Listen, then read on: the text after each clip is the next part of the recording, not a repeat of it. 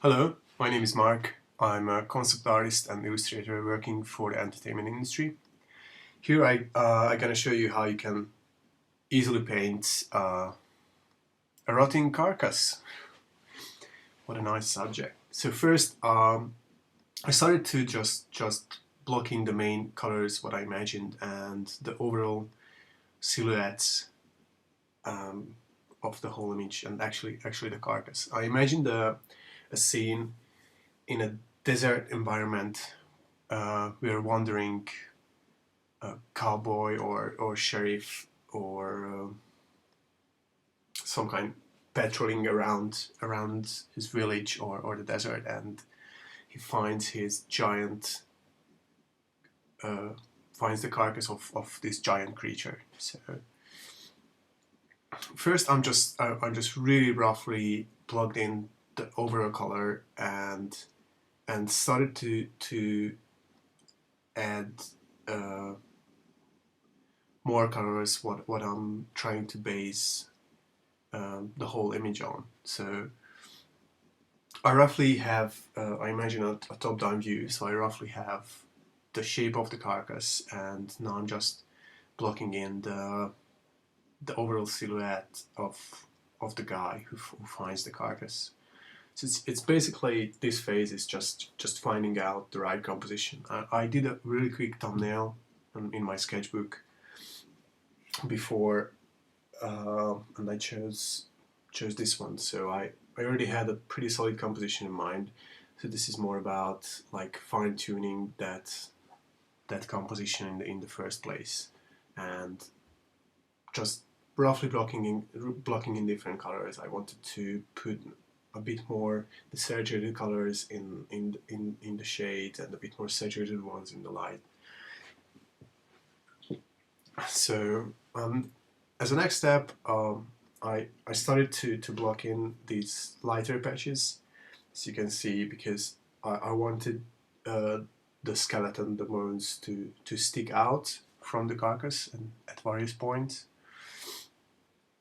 So, and now I just added a multiply layer and started to add shadows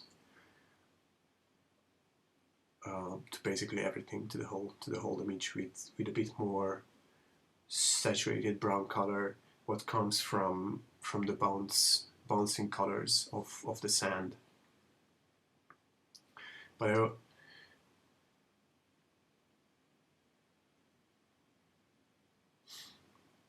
yeah, a bit jumping back and forth between the different shadow layers, and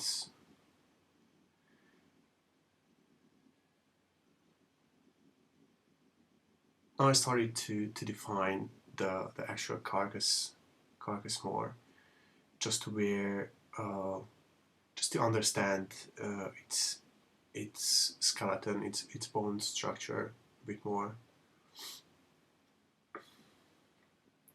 There are certain important things if you are painting a carcass, and that is basically you have to suggest, even if it's a really old dead animal, you have to suggest that how the original creature looked like. So it's great if you could show some from the skeleton, some from the skin, and also suggest the internal structure and how the skin wraps around the skeleton. So yeah, before I just added a quick colored edge layer just to brighten all the lights up, and now I went back and started to paint the actual skeleton. I thought it's an easy way to paint in the skeleton, like the bones of the legs and the bones of the skull, and then painting back the skin on top of that.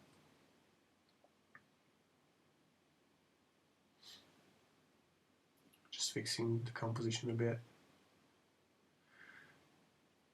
Usually I always try to work really zoomed out, because I know myself, and I can really easily get lost in the details, the detailing. So if I'm not zooming in, it's I can just keep away myself from the details. And I always try uh, to develop the image as a whole. So that's why I sort of fixed the composition a bit, just to stand, and I felt it needs a bit more space on the top. That's why I extended the image up there, and I resized the guy a bit, and I just fixed the warped things in the skeleton. And because I extended the image, this allowed me uh, to add a much nicer silhouette for the creature, especially on the neck part.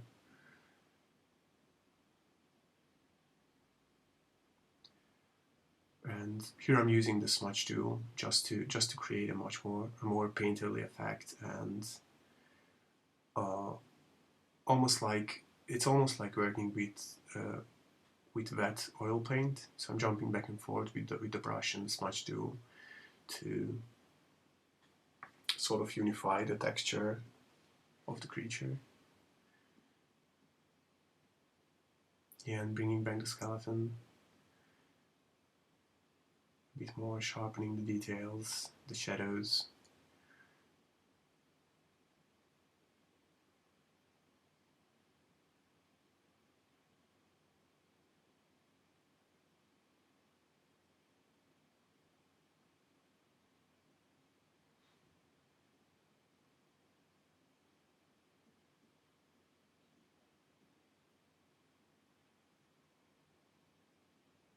I'm trying to keep everything really loose, but uh, and also varying the edges all around the image.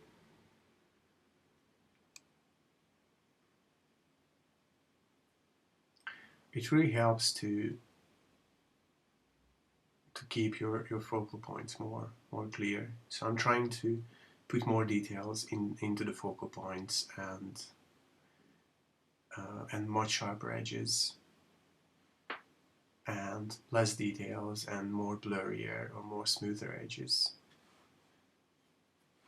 away from the focal points.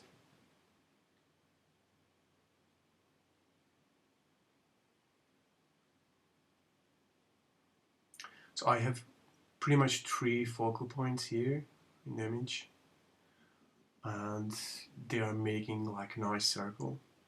The first one is the skull of the creature.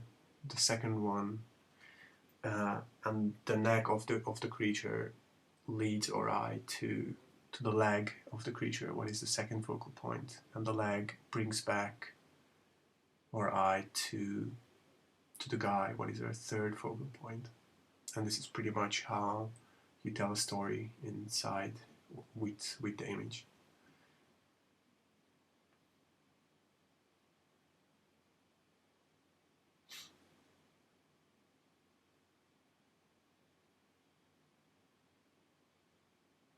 And this is how I pretty much go around and around and around on the image. So I'm always trying to follow the path of the viewer's eye with my detailing process.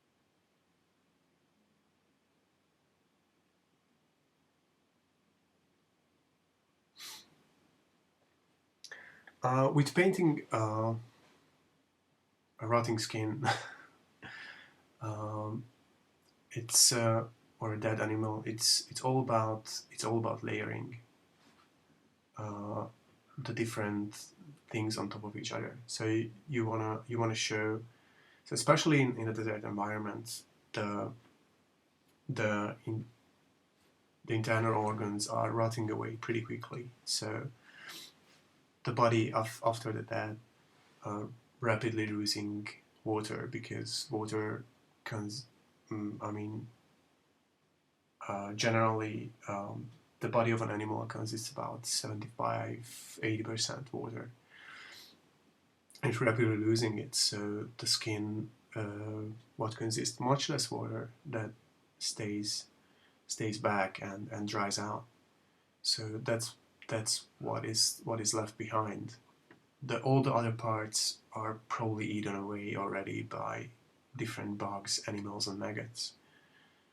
So only the outer layer, the outer shell of the animal is left. What is try to think about it like as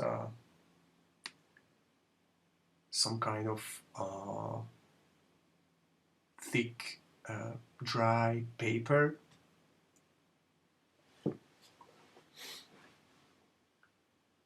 And so that's the first layer, and you want to show that there is a skeleton under that layer, but you also want to show that the body is already hollow. So you want to put some holes into the skin where you can see inside, and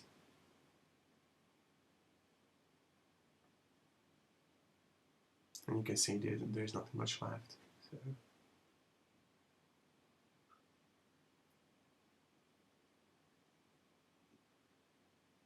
during the painting process, I was trying to think about what kind of creature this could have been. So it wasn't really a dinosaur. It wasn't a bear. Something like, I imagine something like a giant rat. So it was definitely a mammal.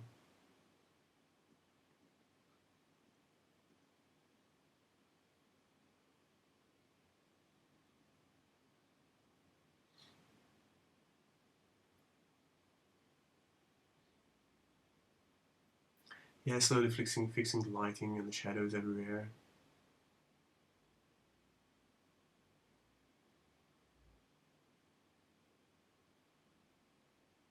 Adding more and more details.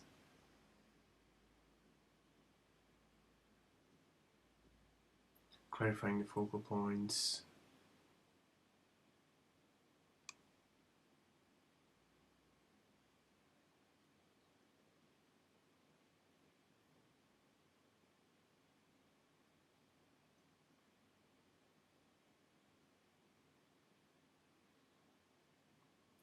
With my brush strokes, I'm always trying to follow the shapes and follow the forms.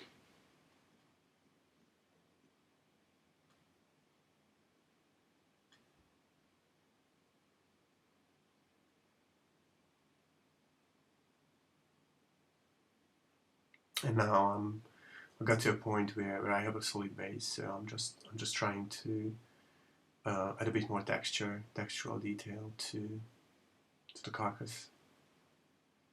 Basically, I created an overlay layer, and I'm adding different textures with custom brushes.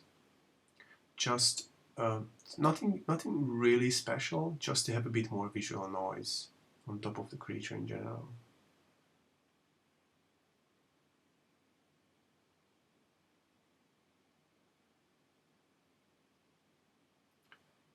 And this is the part where I start using the lasso tool to have more sharper edges at some point, especially around my focal areas.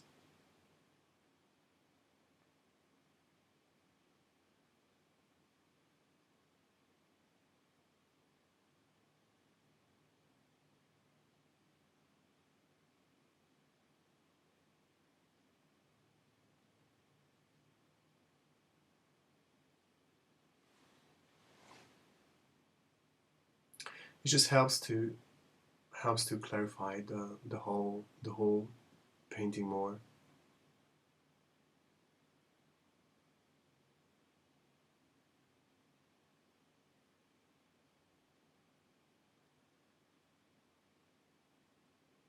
First I started with the highlights, and now I'm adding shadows, jumping back and forth between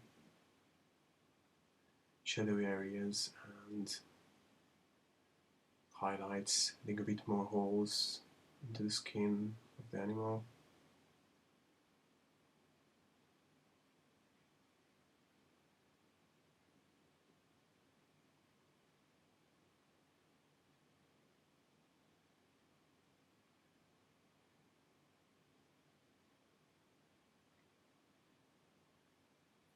So this is getting to a point where everything is just about detailing and clarifying the different surfaces, the different materials.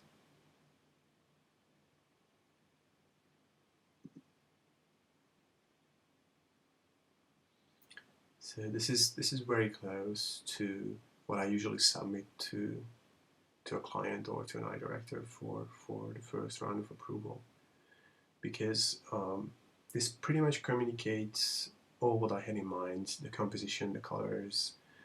Uh, it just simply doesn't have the details what is necessary for a final artwork, or actually it depends on the client as well, because different clients prefer different level of finish. But I intentionally wanted to keep it more painterly and more loose.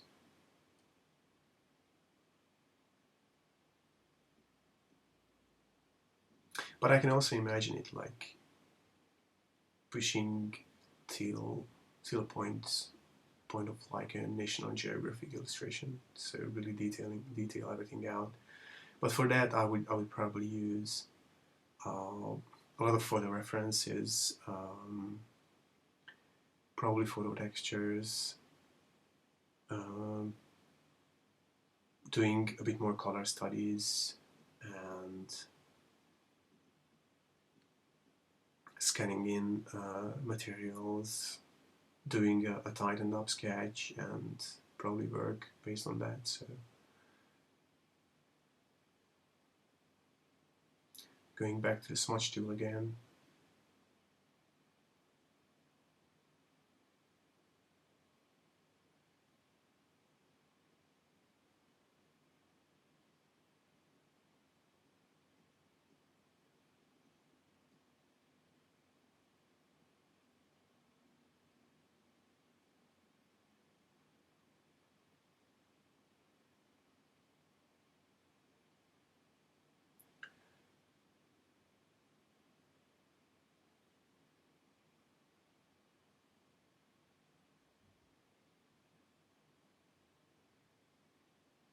Varying the edges a bit more, and adding more details in general.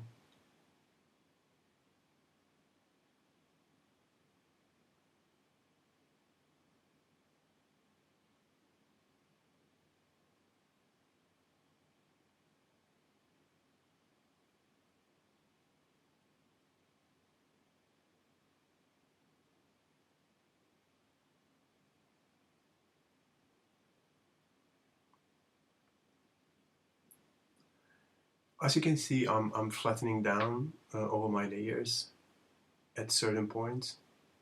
This is just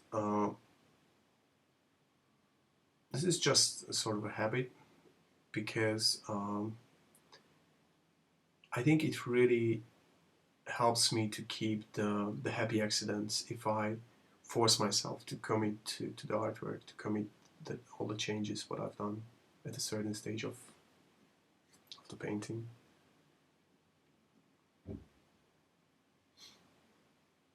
And then I don't have to worry about the different layer structure. I just flattening it down and painting on top, and I can much easily make adjustments, or like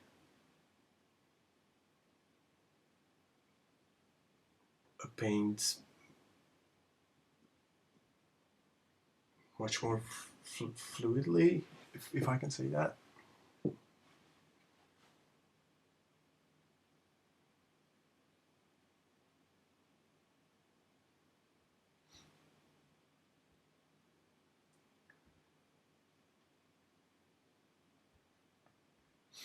And this part is really just adding in some fine details, some fine cracks and subtle rim lights to the parts of the skin, smaller holes.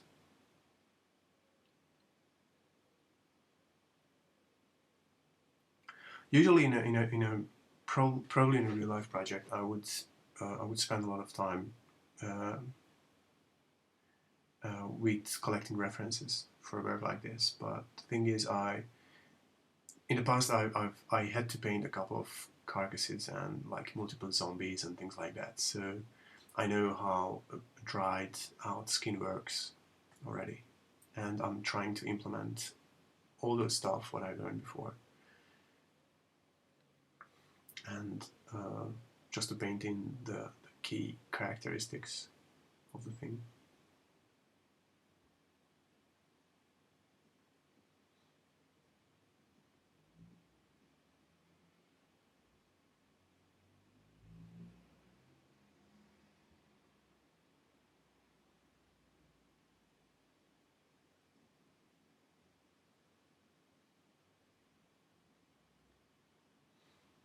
So basically tightening up everything is the final step.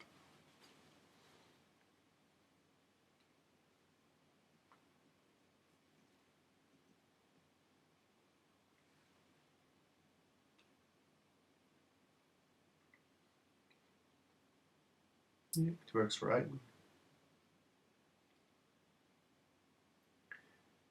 Doing some final tweaking with the lights, just to strengthening the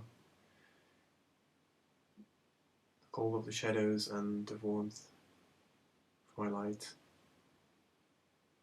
making it really subtle. Adjusting the curves a bit,